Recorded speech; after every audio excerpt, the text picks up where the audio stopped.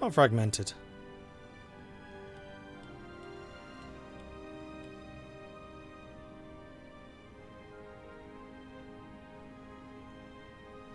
Free trade. We're already on export. I mean, yeah, free trade could be good. Although, I have the intention of using a lot of these resources. Well, we're pretty resource rich. Done training yet? Nope. Keep going. We have so much refitting going on. It's kind of crazy. Let's get rid of... Let's minimize these so I can actually look.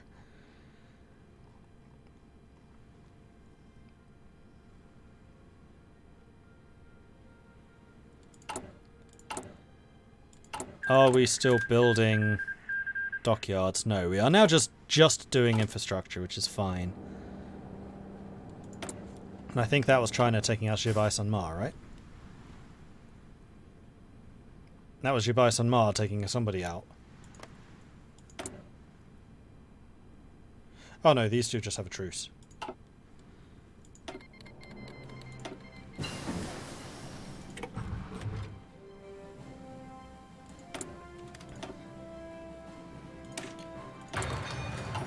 More escort efficiency, please.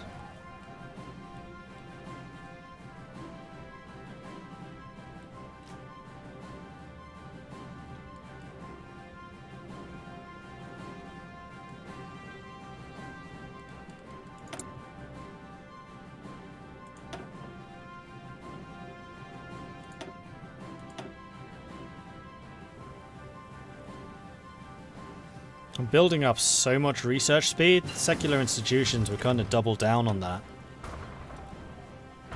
I do like the idea of getting individual rights. Anglo-Irish trade war ends. The Anglo-Irish trade war, also known as the economic war, though not a real war per se, had disastrous effects on post-Depression Britain and Ireland.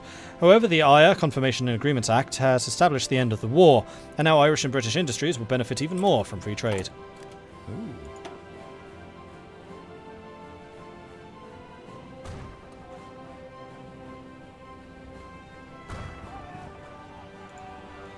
Well, that's interesting.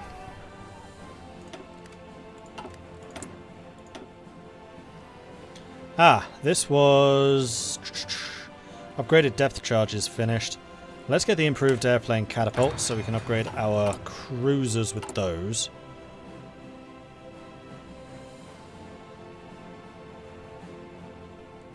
And now we could even upgrade the Brownell S's. Hang on, because we haven't even started those. With upgraded anti-sub charges. Make these Brownell S2s.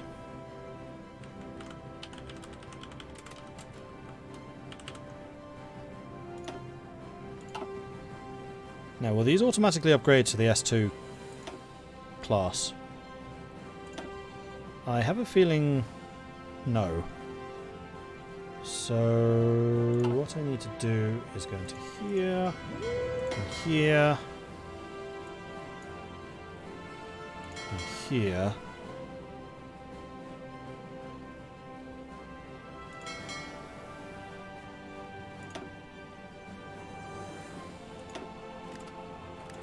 Then cancel their refit. And see if I was right. I was right.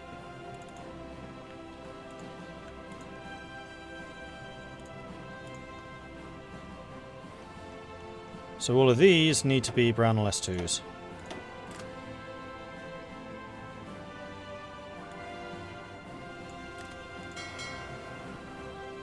Those are destroyer 1s, destroyer 1s, oops. Destroyer 1s, destroyer 1. We're all good.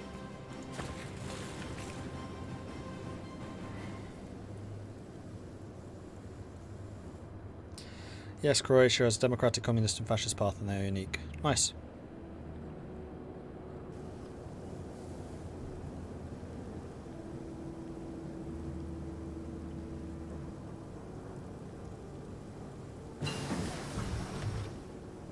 And yes, Slovenia, not Slovakia. Right. 1937, February. It is now time to get more construction. And work on the other industrial technologies too. And these are indeed upgrading to S2s now. So, if we did decide to, for example, upgrade the Martin E's to Martin E2s, which would upgrade their anti-sub warfare to depth charge 2s, that would cost a small fortune. Yeah, it's not worth it.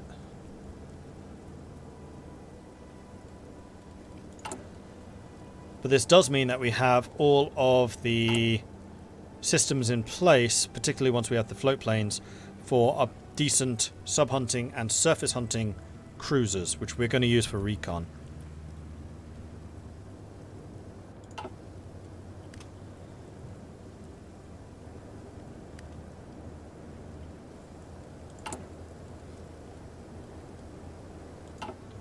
Well, tension's not going anywhere. It's getting worse.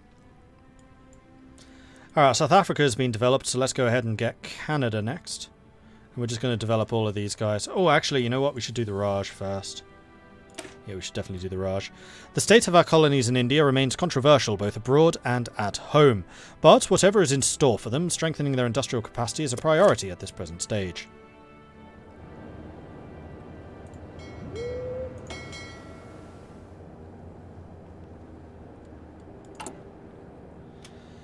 And now we have the political power to change one of these. I think I am going to go for individual rights. Unless we have something which is going to give us free stability in the short term.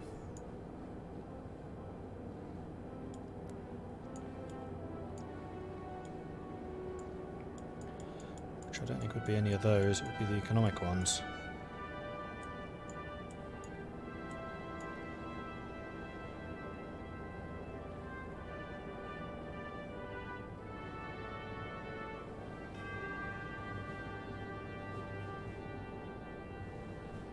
Weekly stability gain, so we don't need to get that. In which case, I'm going to go industrial concern. I think I'm going to get Parsons Peebles for that extra 15% dockyard construction speed, because that sounds really good.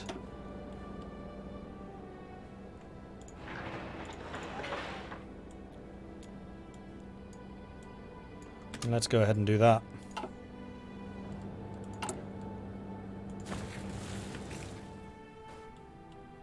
British naval power will be unmatched!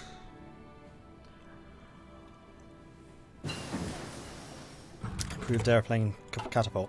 What's my overall game plan? To kind of stand alone.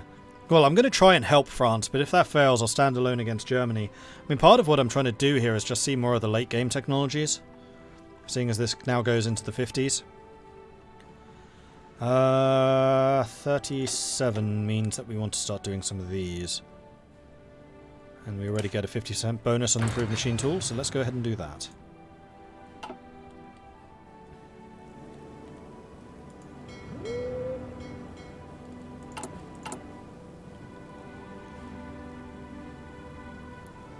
Still working on the Martinese.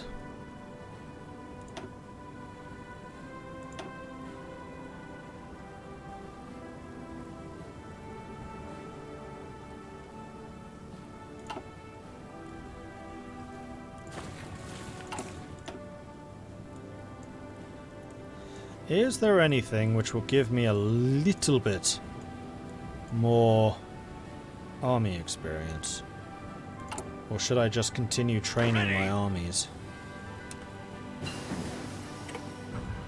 You know what? Continue training these guys. They'll be very cheap. Because I wanted to see if I can get to 12 so I can add the tank destroyers.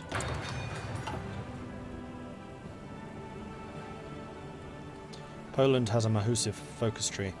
Does it do anything with Poland in exile?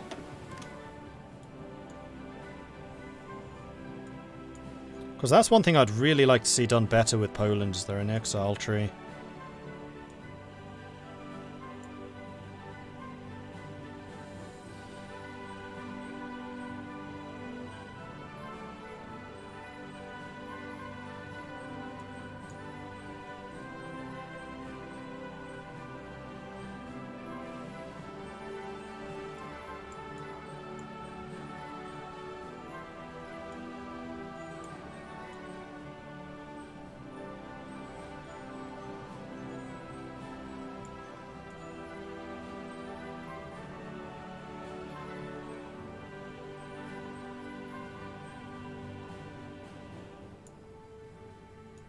Yeah, a decent exile tree would be amazing. Doesn't look like it, though.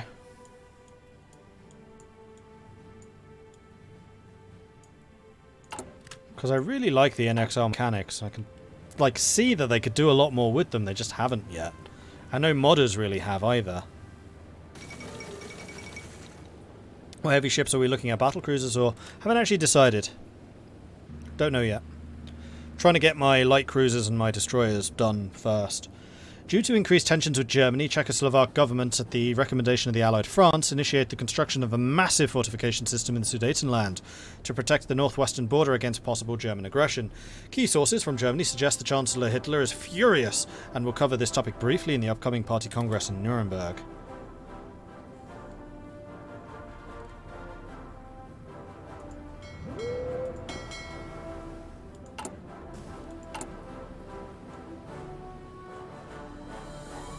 Then once the S2s start being done, we'll look at upgrading the cruise. Although we could do that now. You know what, let's do that now. So I don't think I have any intention for cruisers to be in a battle role. So I think my light cruisers are going to be purely recon. Because they are very good at that. So let's go ahead and take a look at the light... Oh no, the adventure class we're leaving alone. That one's fine. Oh, the other ones aren't listed here. Of course they aren't. That would make things way too easy.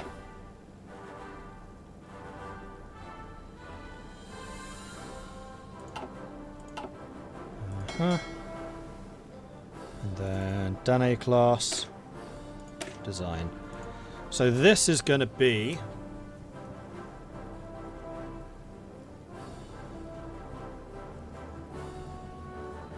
the Unsung D. Unsung. Oops. And then this is Recon. So we're going to change this into well.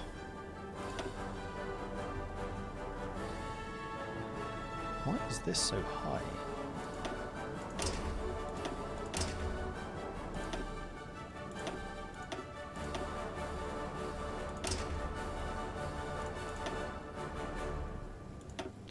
Apparently leaving that torpedo launcher is going to be fine. This is begging to be radar. And other than that, we're just going to leave it. Sorry, sonar, not radar. So this is the Unsung R class. Which is going to cost a fair amount to refit. So if we didn't change the torpedo launchers, just out of interest, and just added aircraft facilities, would that be... that is cheaper? No, it's not. It's the same price. So that's exactly the same price. I may as well keep the torpedo attack.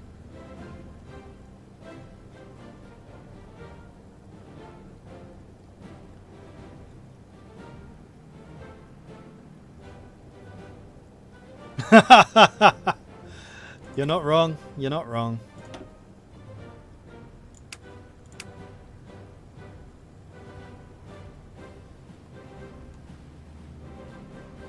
I mean, I feel like this is what we should be playing when we actually go to war.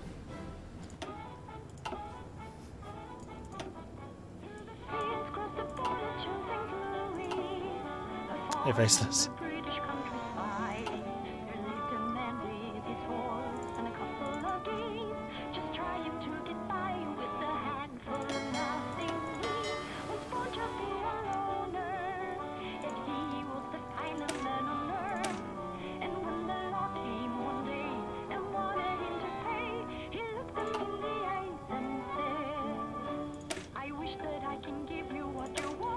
So these are all the same ship. Same type of ship.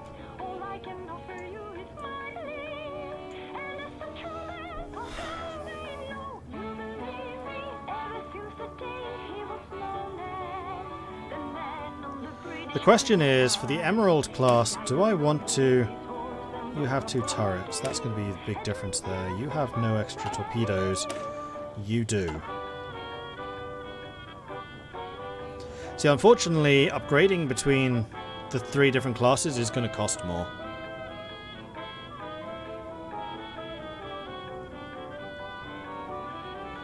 Which is why we should probably have like a Danae class, Emerald class, and then C class Recon.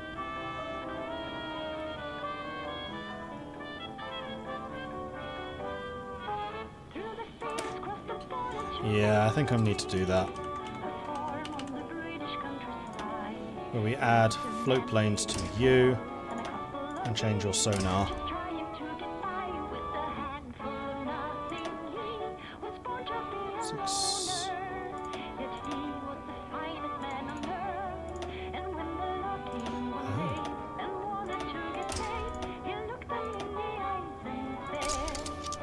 It's more expensive.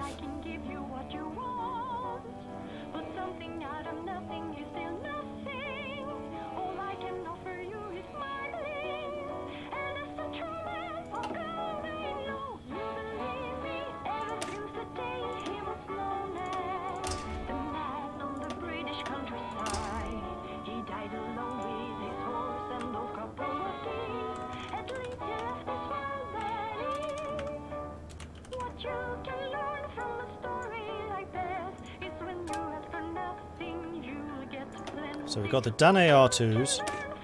We're going to have the Emerald.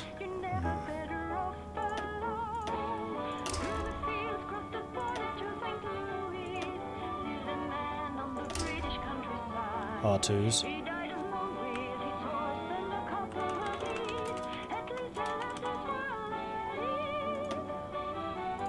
And then the C class.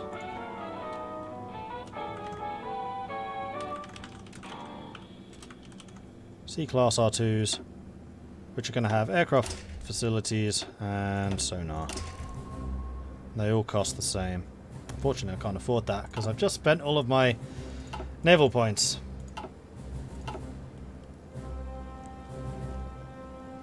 So the C-classes can't be upgraded, but the Danaes can and should be. To the Danae R2s. Then the Emeralds can be upgraded to the Emerald R2s. Just out of curiosity.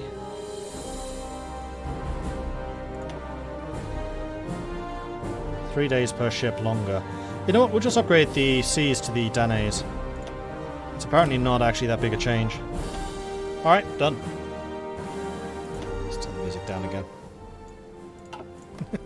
Now that we've had Man in English Countryside, music is done.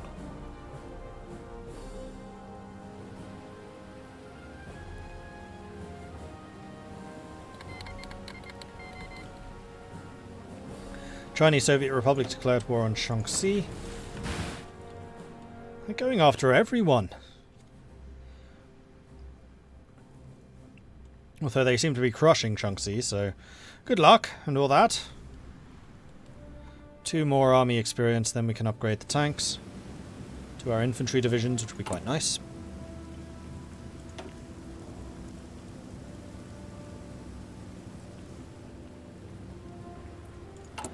Oh right, the other thing we should probably do is for the Danaes and the Emeralds. We should switch these to recon designations. Just so I know what ships those are. Alright, so we've built up India. Next I would say let's build up Australia. Or Canada. Let's do Canada first. More manpower. An investment in Canada's industry and shipyards will provide a boost to their economy and allow them to provide a greater contribution in the event of war.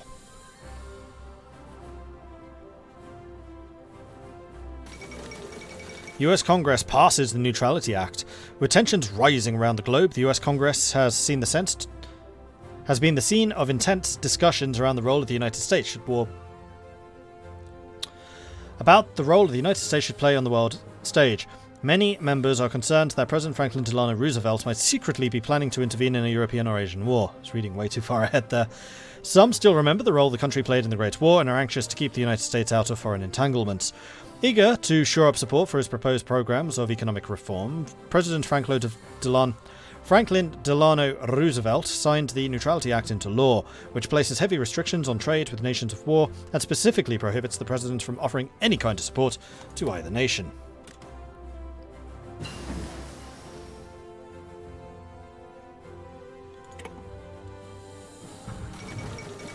Hindenburg disaster.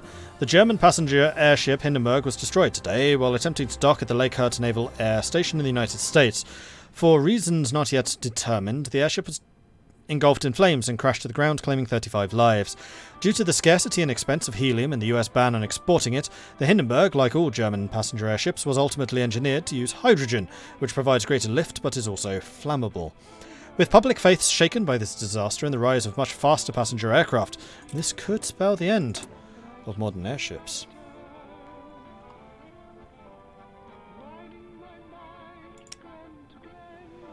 And we are now getting military factories. So, where am I getting these? Oh, from subjects. Aha! I think that these need to be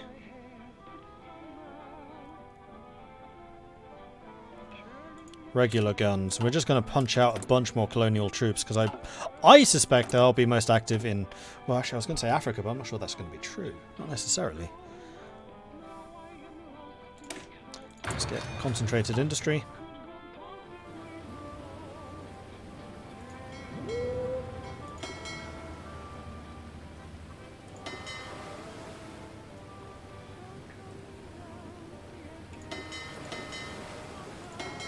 Submarines just training again because I want to continue getting some naval experience so that I can actually upgrade my other cruisers appropriately, although that's going to be the Leander class, isn't it, which are these. So how are the Leanders looking right now? They do have level 1 float plane, they do not have sonar. So we're definitely going to want to tweak them slightly. How much is that going to cost? So we want these to be upgraded to level 2. I would very much like if you could have some kind of submarine warfare. Unfortunately you can't. It would be that. Which we could afford now.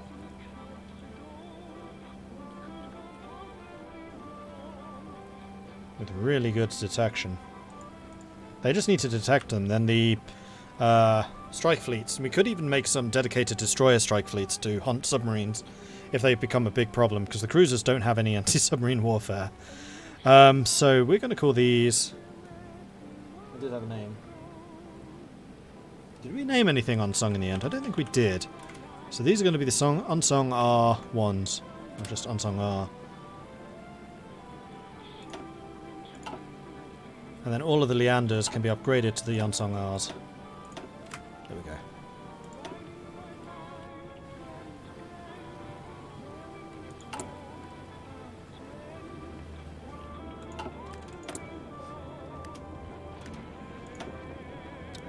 Oh, free trade's 150. It's Kaiserreich where it's not, isn't it? Dive bombing. Also, I've just realised that all of you are still training and you are probably done.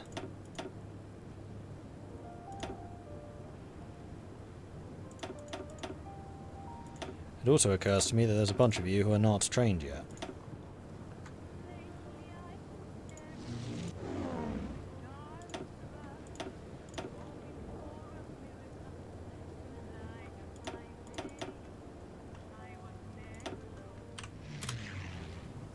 So, get training. Oh, we even trained some of the carrier planes, which I wasn't initially going to do, but I think might actually be a good idea now.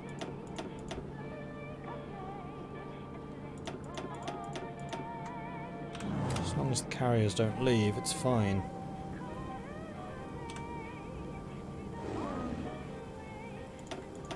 Oh, they can't train. Never mind. In which case, you've already trained. Right, it's the shore-based naval bombers. Construction 2 is finished. Okay. Fuel refining? I think we are going to need it. Still 37. Here we go.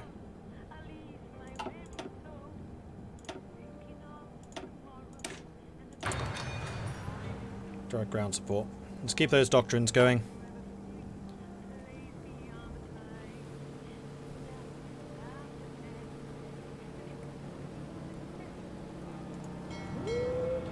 And now you lot don't need to train anymore. So we're going to have a ton of oil. The Paris Universal Exhibition. France is proud to launch with great fanfare the Universal Exhibition of 1937. In Paris, about 101 hectares, 44 countries offer 100 for...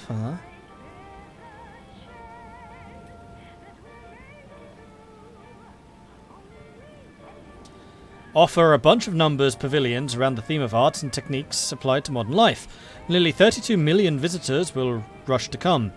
At the time, Paris will retain the Chaliot Palace, the Palace of Discovery, and the Palace de Tokyo. The spirits of the new art triumph everywhere. The world wants to believe for a moment that the exhibition will finally bring together everything that unites men. But strikes the spirits is both the monumental Soviet and German pavilions, facing to challenge each other. One with a statue of 25 meters of worker and kolkhoz woman brandishing a sickle and hammer, the other by a monumental sculpture of an eagle holding a swastika in his talons.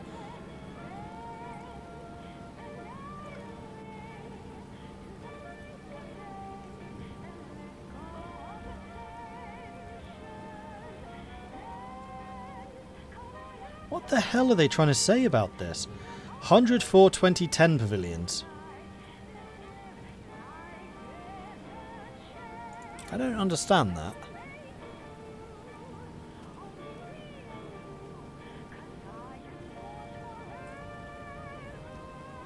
Stanley Baldwin resigns 2 weeks after the coronation of King George VI.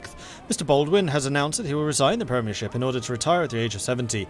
Having led the national government on and off since 1923, he has been the steady hand responsible for bringing the British Empire out of the Great Depression, and, in recent years, has reluctantly overseen the beginning of the imperial rearmament and the abdication of King Edward VIII. He steps down as a popular and successful Prime Minister, but has he done enough to counter the growing threat from Germany? Mr. Chamberlain shall seek to form a new government. And the Pisa able to rearmor, so weapon production goes up.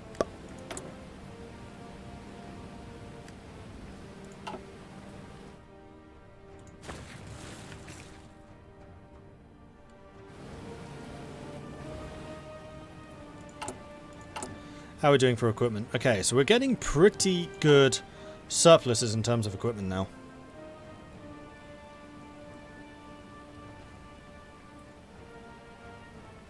They're trying to say 181. In French, 80 is spelled as 4 times 20, yeah. Quatre-vingts.